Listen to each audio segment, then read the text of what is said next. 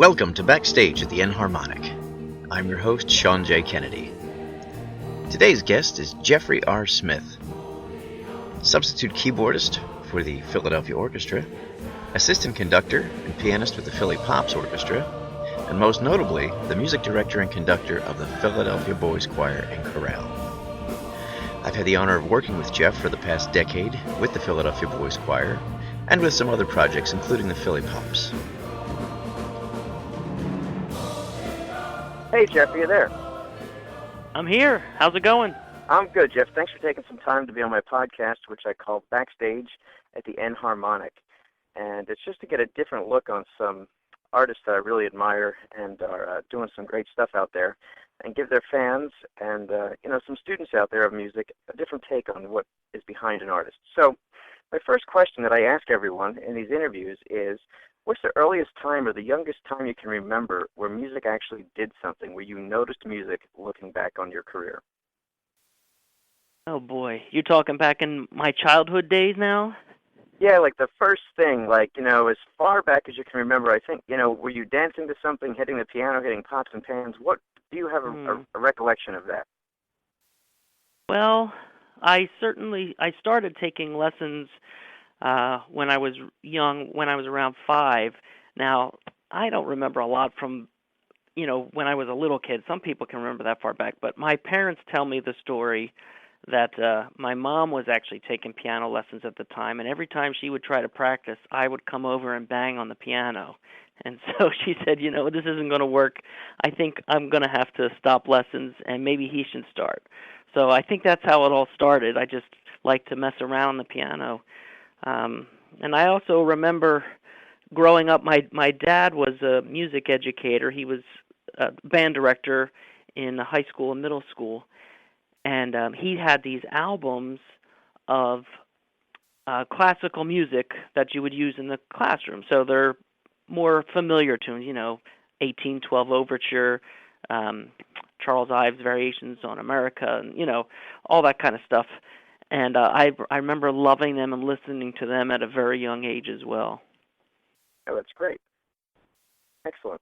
So that was around 4 or 5. You said you started banging on the piano, and then the lessons went to you? Yes, yeah. Okay, great. Now that dovetails into my next question. In Philly, especially in music circles, you're known as a gifted conductor, arranger, and especially for voices. When did you start to get involved with singing and voice in general? Well, my start was with the Philadelphia Boys Choir, actually. I sang in the choir when I was 8, I think was when I started. And then I was in the Boys Choir for about 7 years. So that was a major part of my childhood, was singing in the choir. And, I got a lot of my love for classical music through that, and my love for singing and choral music in general. And, I didn't actually expect, I kind of always knew I'd go into music, but I didn't necessarily expect I would go into choral music per se, but that's where I ended up. And, it's definitely a part of me and a big part of my musical training. So when you were coming up, as you mentioned, you were in the boys' choir from a very young age. Were you also concurrently participating in groups outside, like at a church or in school or anything like that? Oh, sure, yeah. I was, I sang in the school choir as a kid, and I was very lucky. The choir director at school recognized my piano abilities, and so she allowed me to accompany the choir, even in elementary school, and then in middle school. When I was in middle school in 6th grade, she had me actually accompanying for the high school musicals.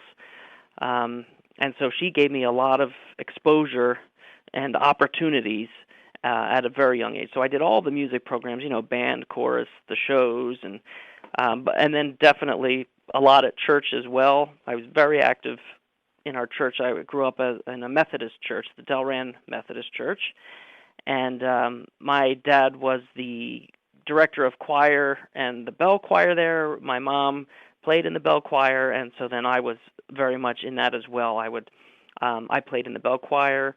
I played piano with the organist. We did piano organ duets, and My dad allowed me to write some arrangements for the choir and for a brass ensemble, for our Christmas Eve services and whatnot. And yeah, so it was the boys' choir, it was church, it was school. I just tried to get as much music as I could get. Another facet of your career that I just wanted to ask about is your conducting, because I've been privileged to work under your baton for almost a decade now, and I've worked with tons of other conductors. I have to tell you that you're one of the best conductors I've ever played under. Wow.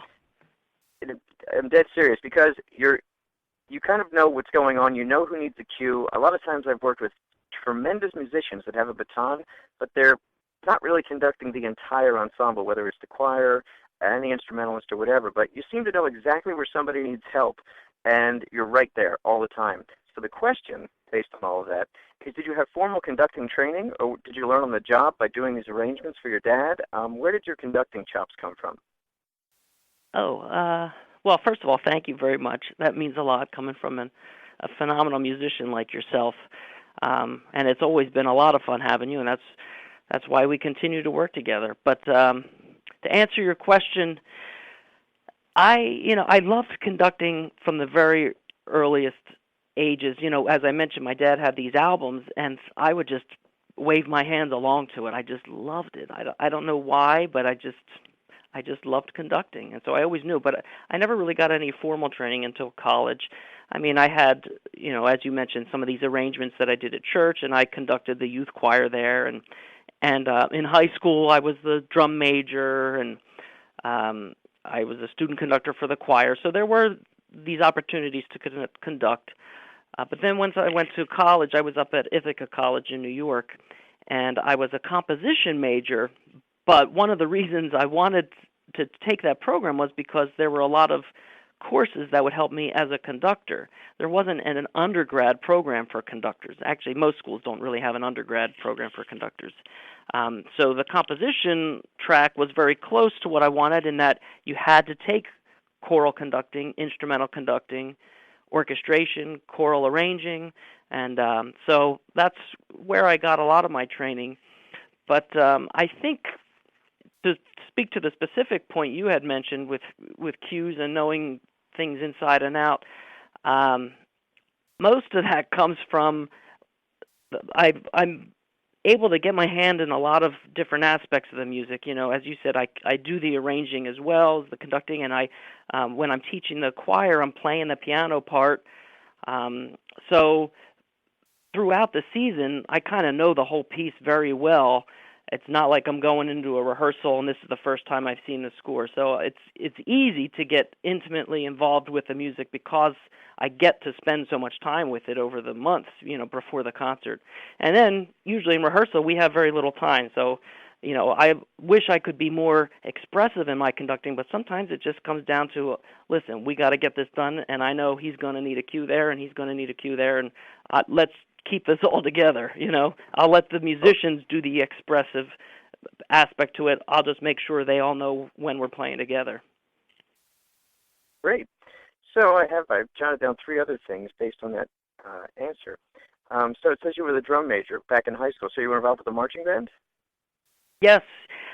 Yeah. I'm embarrassed to say. Yeah. I played trombone. And I'm embarrassed to say it because I was not very good. I never was knew not that. good at all. Outstanding. Yeah, I mean, how long were you the drum major? Just a year. Okay. My senior year. But my father majored in baritone horn in college and then played trombone a lot. So I think that's why I started, in fourth grade when a lot of the music programs started. So I started with trombone, I guess, to take after my dad. And, of course, it was funny back then because I was such a short kid, and everybody used to joke that trombone was taller than I was. Actually, we even had a little a wire hanger attached to the slide so I could reach out to the seventh position because my arm just wasn't long enough. But, I was a good little musician, but I did not get a good sound. I just could not get a good tone on it, so... But they were happy to have me anyway, which was nice. I could still play, and And then, yeah, my senior year, I got to be drum major, which was a lot of fun. And I That's a got shame. to do the Westchester program, for drum majors, which was Oh awesome. yeah, That camp they have over the summer. Great stuff. yeah, With George Parks. yeah. That's it. Yeah, the camp. Yeah, Yep, yep. And Tim Lautzenheiser. And yeah. sure.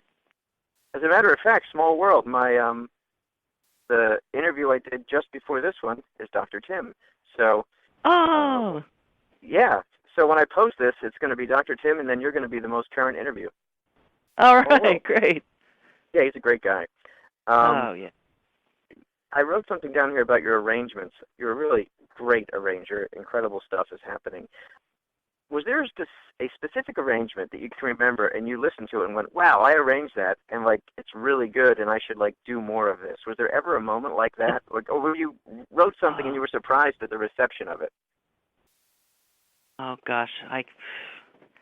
Nothing comes to mind off the top of my head, but I mean, Okay. there have been those moments where you're like, yes, that's right, that worked, that's exactly what I wanted, that's Yeah. what I meant it to be, and and it's always a learning process because you write something and you're like, oh, that's not quite what I thought it would be, it needs more reinforcement from another part or whatever, it doesn't quite have the effect I want, but yeah, there's certainly those moments when it just comes together, and for instance, this season.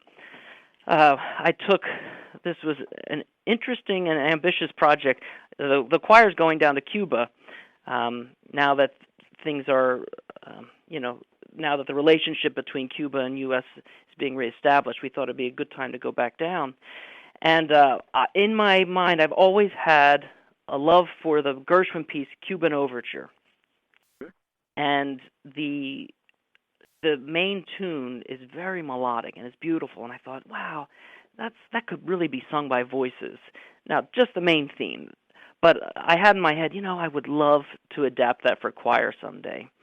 And so, well, we're going to Cuba this year, so I said, all right, I got to do it. This is the year. I got to do this Cuban Overture for choir. And it was a bear, let me tell you. Well, I mean, the piece is, 8 to 10 minutes long, and it's an orchestral piece. And even though there's this beautiful melodic section, there's a lot of other crazy stuff going on. There's a clarinet cadenza in the middle. There's some almost bitonal things going on. There's a little bit of a fugue in the middle, and lots of rhythm, lots of things going on, counter melodies all over the place. But I figured, why not? So I adapted it for the choir this year, a cappella choir with some hand percussion stuff. And we got a poet, Richard Blanco, Cuban-American poet, who's fantastic. He was the inaugural poet for President Obama's second inauguration. And when he heard about this project, he jumped right onto it, and he was very excited about it. So that was such a great thing to have that. So he wrote the lyrics. Actually, we wrote them together to make it fit the music properly. And the result was pretty cool. I mean, it was very difficult because it's not meant to be a choral piece, but hearing it all come together is just like, oh wow, yeah, that's it, that's awesome. And so we did it at our main concert, as you know, at the Kimmel Center a few weeks ago. But we're refining it a little bit and getting ready for our trip down there in August. So we're looking forward to that. That's great. Yeah, I did hear some of it at the concert backstage, and it was incredible. And just an added bonus is, you're reinventing Gershwin's music and introducing it to a whole new audience, especially the kids, which is great. Oh yeah, really, yeah. So that's really awesome. There's a neat parallel here in that Gershwin visited Cuba in the 30s before the embargo, and when he came back from Cuba, he kind of wrote this as a tribute to. He loved Cuba. He fell in love with it, and this was his tribute to them. And so now it seems kind of cool that now that things are opening back up, we're taking that piece and we're reinventing it for choir, and we're presenting it to them down there. So there's a neat little parallel here. That's fantastic. That's really great. So before you started conducting the Philadelphia Boys Choir and working with the Philly Pops and all that, what happened in between college and those two jobs? Anything musically big, or were you just trying to get a gig? What was going on? Well, when I was in college, I kind of had the dream to work on Broadway, playing and conducting. And so that's where my head was during college. And so right after I graduated, I moved right outside New York, and I started playing in theater. There was an alumnus of Ithaca. Actually, I think we graduated the same year, and he was working in administration at an off-Broadway theater called the York Theater. And so I called him up and said, hey, I need to get in somehow, get my foot in the door. I'll play for free if they could use a pianist for anything. I just want them to hear me. And so he said, yeah, sure. So he worked it out. What was it? I think it was they were doing a reading of an old show. They have a series there where they revive these old shows just in a reading, not really a full-blown production. And so they said, yeah, we could use another pianist. So I did that, and they were impressed, and one thing led to another, and I started working there. I was playing shows and conducting at the Off-Broadway theater, and then other contacts came about, and I was playing in other shows, and I did get to do one Broadway show with Jane Eyre. Beautiful score, by the way. Love that show. I got to play in there. I went up to Goodspeed, did a show there. But so I was doing the theater scene basically for about 2 years. And that's when the Boys Choir gig came up. And at the time, I didn't think I wanted it because I was enjoying things up in the theater world. And I knew the job here for the Boys Choir would be demanding, and I was hoping to have a family and didn't know if that would work. But so initially I thought, no, I don't think that's for me. But I prayed about it a little for a while, and my wife and I talked it over. And around this, I mentioned to her at one point, I said, I think maybe this is the direction I should be going. And she said, I was thinking the same thing.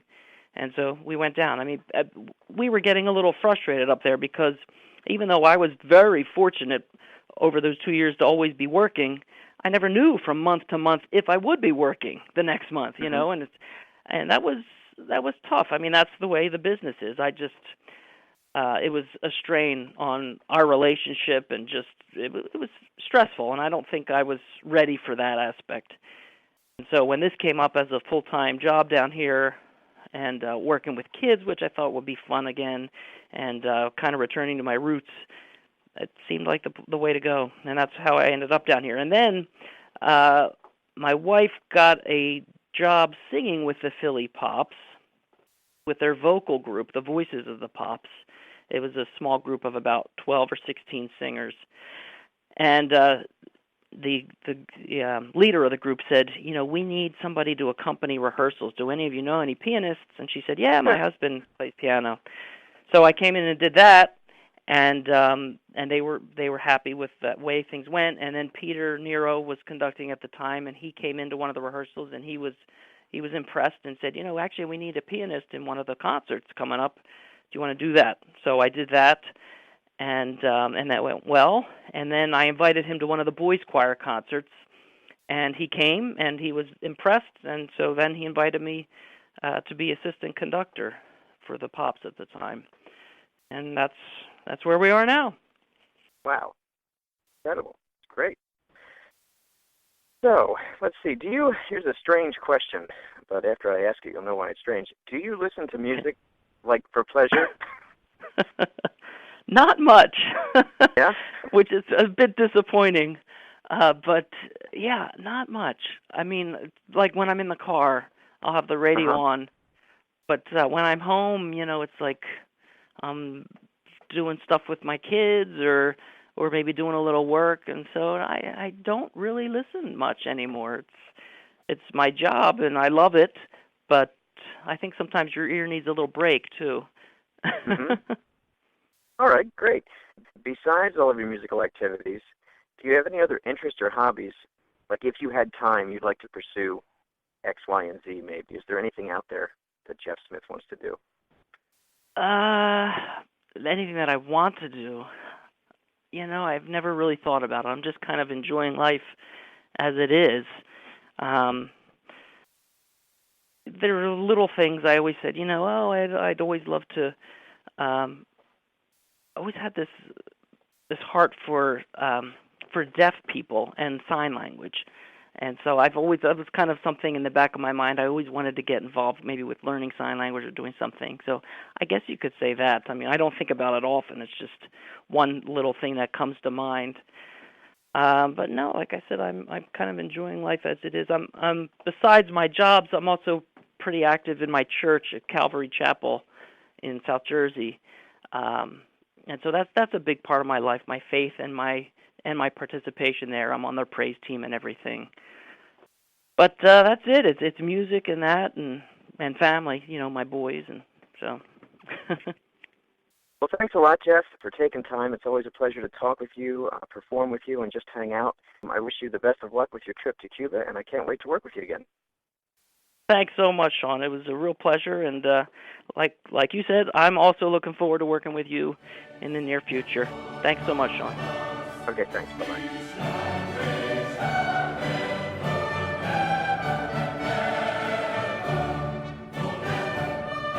For more about Jeff Smith and the Philadelphia Boys Choir, please follow the link below this podcast.